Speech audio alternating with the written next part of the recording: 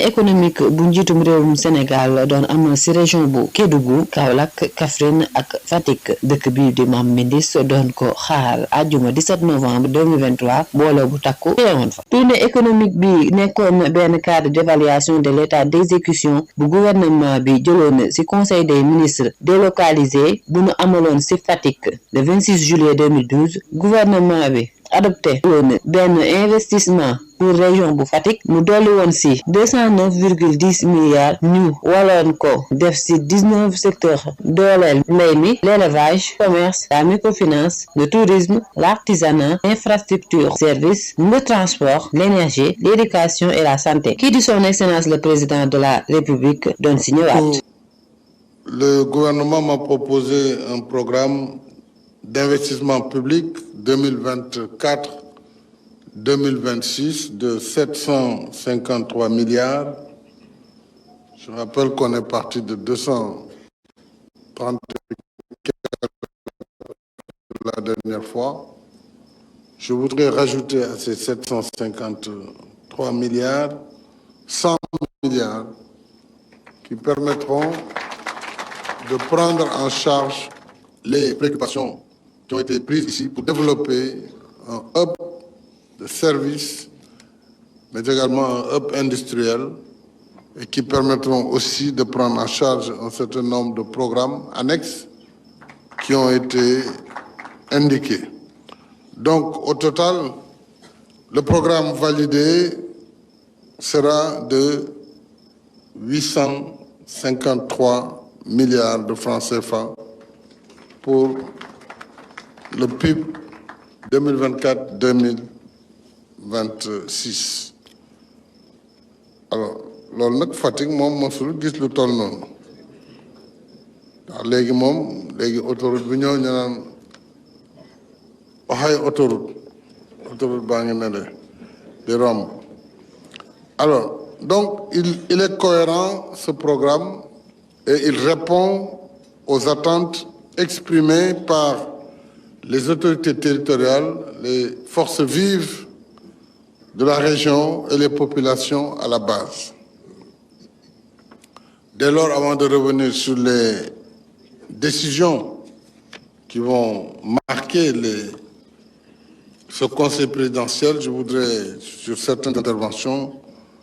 apaiser et clarifier. D'abord, je voudrais informer que dans le cadre des infrastructures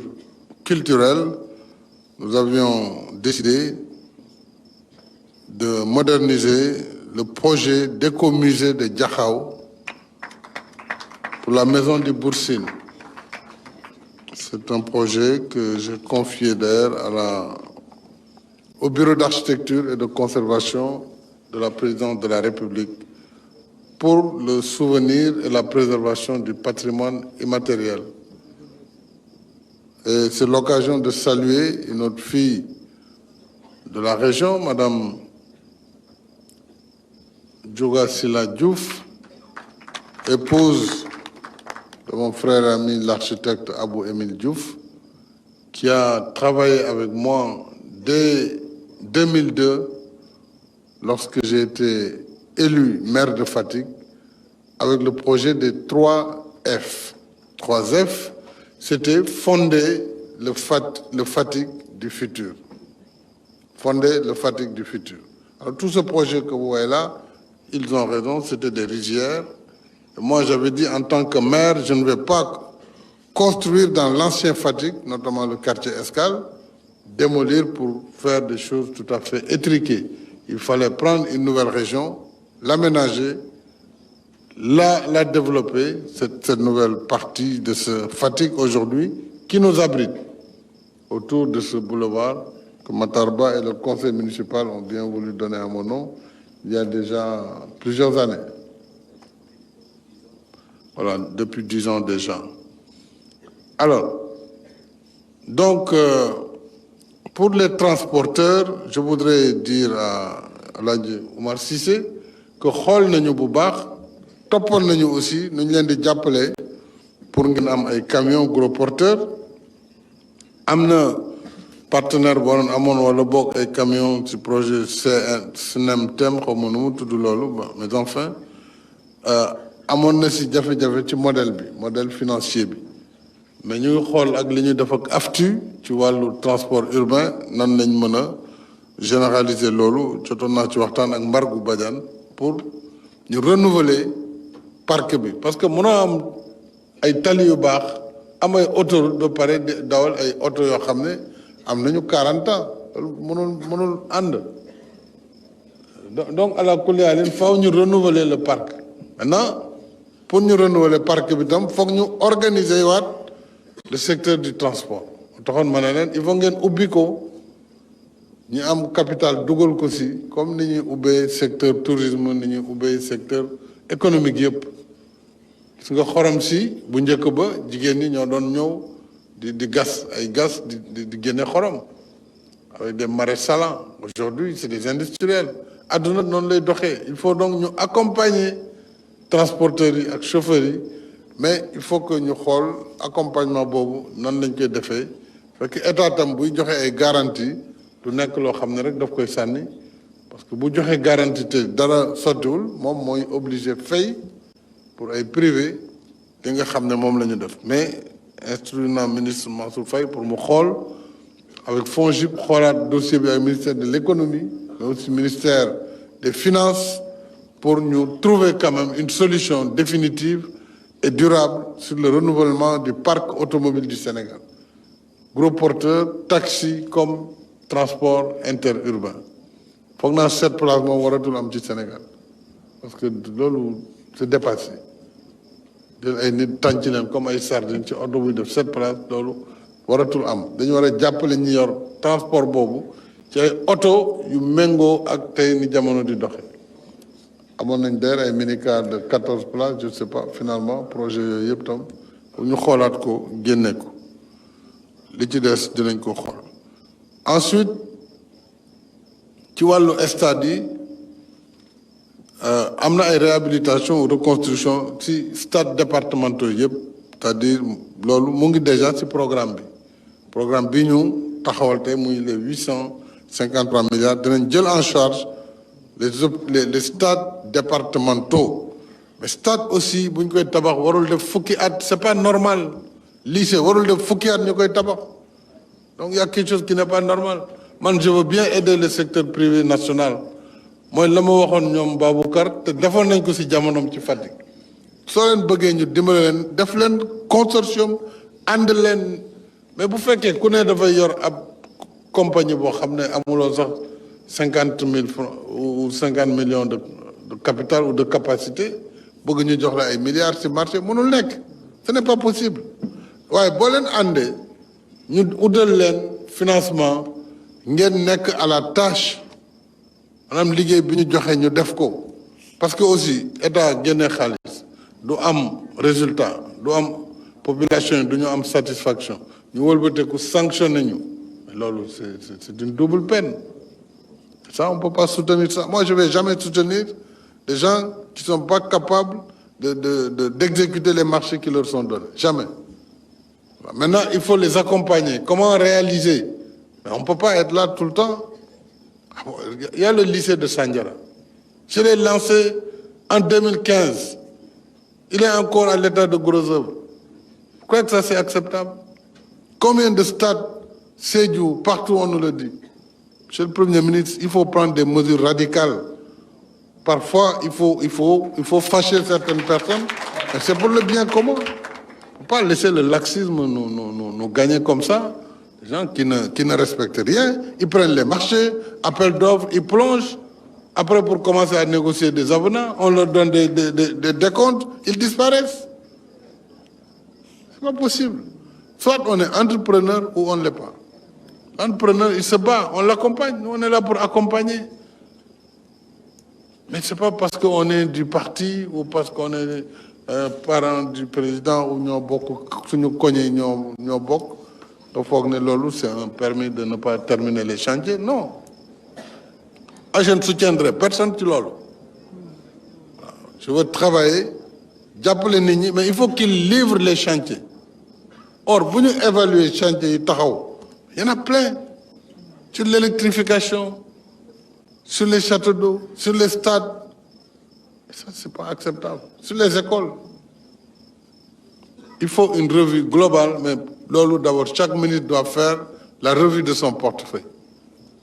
Dans son département, qu'est-ce qui ne marche pas? Et pourquoi ça ne marche pas? Est-ce que c'est l'État qui ne paye pas? Ou est-ce que c'est l'entreprise qui n'est pas capable? Voilà, nous devons la situation de chaque chantier et puis on prend des mesures pour avancer. Malandi, mais dalal sen xel ci stade yoyu pour au moins d'abord les capitales départementales. Puisque boo leen di xool sama politique dama tudd équité territoriale maanaam nañu jéem a yemale waxu ñëpp ñooy yem mais nañu fexe ba lépp lu ñuy def ñu yaatal ko ba nga xam ne ku ne dana am lu mu ci gis ci côté donc bu ñu ne département bu ne bëgg nañ fa def maison de la jeunesse et de la citoyenneté kon c'est sur l'ensemble des 46 départements comme bi ma def Kaolack 46 yëpp dinañ ko am pour chaque département nañu def centre de formation professionnelle boo xam ne dana am ay filières yuy yokk koom-koomu gox bi Fatick par exemple le sel bu ñuy def centre bi mën nañu boole métier yooyu métier du tourisme métier de la pêche de la foresterie etc. am nañu dans chaque chef-lieu de région benn ISEP Institut supérieur d'enseignement professionnel là aussi curriculum bi formation yi war na adapté wu ak les besoins c'est comme ça qu'on développe un pays mais mënu ñëw rek fu nekk on met le même format ñuy jàng la même chose comme suñu bac 80% benn bac littéraire pour tout le Sénégal ça n'a pas de sens comment on peut avancer avec ça on peut pas développer un pays avec ça il faut que nit ñi tam nangu def les ruptures qu'il faut rupture qualitative pour que Sénégal jëm kanam. ginnaaw waxtaan bu am solo ànd seek le président de la République ak kilifa yu ñànk région bu Fatick ñu gën see ràññee Issakha Dieye président chambre de métier doon ñëwaat si jafe-jafe askanu Fatick di dund. Moi je vais lancer un appel solennel au ministre de la République ñi nga xamante ñoom nga fal Fatick dafa am fu muy toll du yow yaay wàcc si ñëw di ko defar comme ni may waxee nii que ne dañu bëgg Fatick yow dëgg en tant que chef-lieu régional ministre yi ñu fal ñoo war di toog léeg-léeg di waxtaan di seet naka la ñuy def ba nga xamante initiative locale yooyu noonu mu jëm ci wàllum commerce bi lenn rek laa lay ci ñaar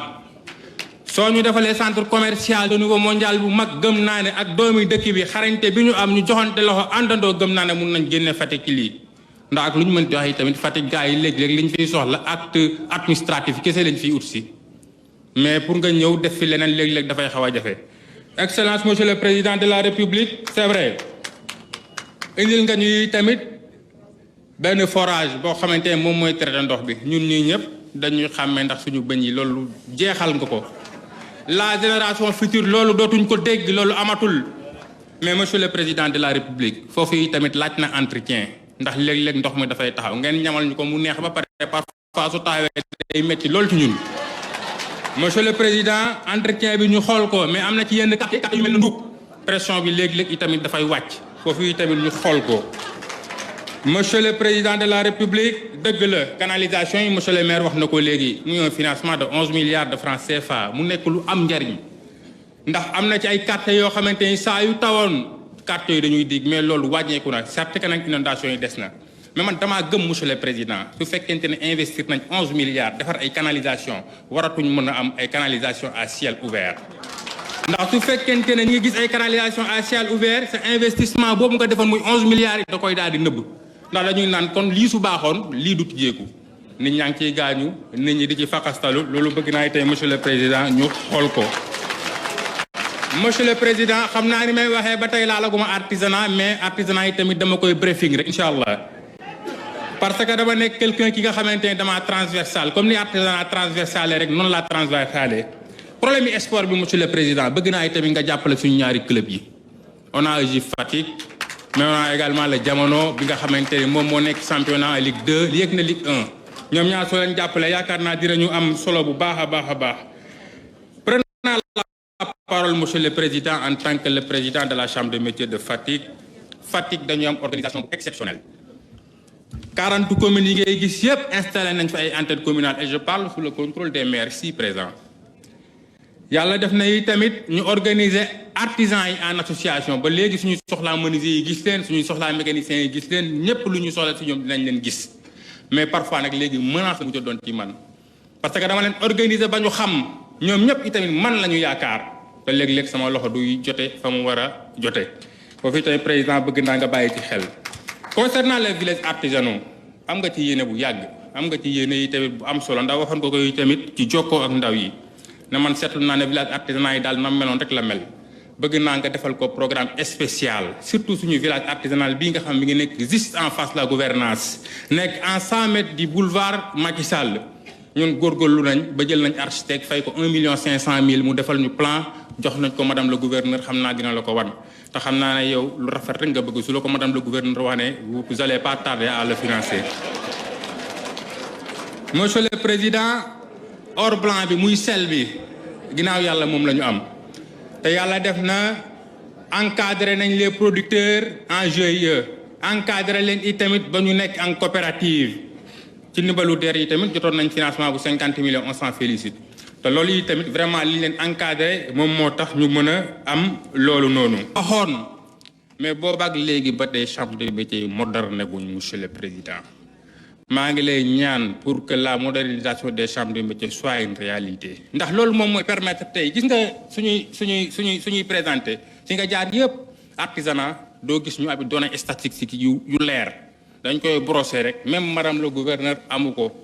parce que loolu li ko waral ñun li nga xamante ne ñun ñoo ko war a def dëgg joxuñu ñu ko monsieur le président ñun saa yu ñu soxlaa dañuy dem ñaani ci yeneen direction yi dañu bëgg nga renforcer les chambres de métiers ba ñu mën a jouer pleinement leur rôle monsieur le président le financement dëgg la am na ay mécanisme de financement yoo teg yoo xamante ne vraiment artisans yi tamit ñu ngi ciy gis mais dañu bëgg ligne de crédit yoo xamante ne dañ koy dédié à l'artisanat tout court loolu soo ko defee gëm naa ne loolu mun na yokk suñu production incha allah rëy monsieur le président. président ma lay ñaan nga jëlee ñu décision boobu fexe l'union nationale des chambres de métiers ak le ministre des finances et de l'économie ñu signé benn protocole d'accord nga xamante ni nii tey jii lépp luy commande publique dañu koy daal di jox artisans yi ñu di ko liggéey. ngir jàppale jigéen ñi nekk ci milieu rural yi ci mbojj wol soq ak dëbb lu demee ni mboq ceeb dugub ñebbe café ak foño kii di monsieur le président de la république monsieur Macky Sall ànd seek PUDC utal leen ay machine ngir seen coono mën a wàññeeku. tey fii ci Fatick di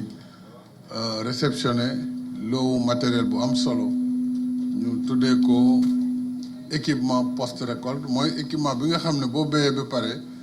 moom ngay soxla pour génnee ci tool yi gàncax gi nga xam ne am nga ko si muy dugub muy gerte muy mboq muy ceeb ba ci foño loolu yëpp niñ koy liggéeyee te wàññi doole ñi koy liggéey maanaam di ko liggéeyee doole dañu war a dépasser loolu waratuñu bàyyi jigéen ñi di bojj di sox di wol moo tax ñu ne nañ leen jox ay machine yi nag loolu moo ko tax a jóg pour que bu ñu béyee ci tool yi déjà batteuse yi gaaw a génne céréales yi muy dugub ak mboq ak lu nekk mais bu génnee si tool yi itam xam nga jigéen ñi ñoo ko daan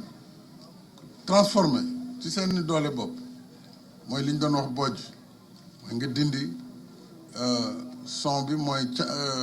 cox bi léeg-léeg da xalaat pulaar xalaat séeréer donc léeg-léeg mu jaxasoo si bopp cox bi boo dindee cox bi après nga sabet raxas après nga war a wol dëbb wala nga wol mu doog a mën a nekk sunguf ñoom ñu doog après araw ak seen loxo doog a mën a togg cere sama mbokk séeréer yi saaj ñu bëgg saaj donc loolu yëpp dafa bëri si doomu aadama dafa bëri si benn jigéen donc machine yi loolu ko tax a jóg pour que chaîne bi yëpp ñu am machine yu koy def mu gaaw di leen bojjal di leen soqal di leen wolal ñoom dañu ñëw rek jël seen sunguf parfois même war nañu am machine yuy araw donc loolu Cheikh loolu mooy prochaine étape bi su ko defee da ngay ñëw rek jël sa li ngay soxla liggéey loolu mooy développement loolu mooy bien-être loolu aussi moo tax ñu yëkkati programme bi ñu tuddee PUDC muy programme d'urgence naan urgence foog mu am parce que PSE dañ ne dans 20 ans 2035 mais ci diggante bi nag il faut que ñuy faj soxla yi loolu waral programme d'urgence yi de développement communautaire parce que si nit ñi la jëm ci collectivité yi la jëm donc loolu mooy PUDC mu am label nag tey Sénégal moo ko ubbi ma créé concept bi suñu gouvernement ànd Nations Unies ñëw ñu jël ko pour mu liggéeyal ñu si léegi PUDC ci àdduna bi yëpp xam nañ ko réew yu bëri dañuy ñëw di si inspiré wu pour di ko def donc nag gàcce ngaalama waa PUDC ministre bi maa ngi koy sargal di sargal ki nga xam ne depuis bi ñu ubbee programme bi moom moo ko yor muy Cheikh Diop soo leen gisee aussi boobu ba léegi ma bàyyi ko fi dama xam capacité liggéeyam parce que liggéey tam da nga koy dënk ko xam ku ci am yéene am xol bi am compétence bi voilà loolu maa ngi koy seede Cheikh Diop di ko gën a ñaax ñu yokk baral liggéey bi wax aussi premier ministre il faut que crédit yi nga xam ne war na di ñëw ñu koy xool pour que aspect yi ñu wax mooy indi courant ci dëkk yi électrification ndox mi des na toujours ak piste yi ak aussi matériel yu mel ni 2 milliards la bii tey mais war nañ ko yokk nañ dem ba 4 5 6 10 milliards comme ça dëkk yëpp am seeni moulin am seeni machine su ko defee Sénégal gën a jëm kanam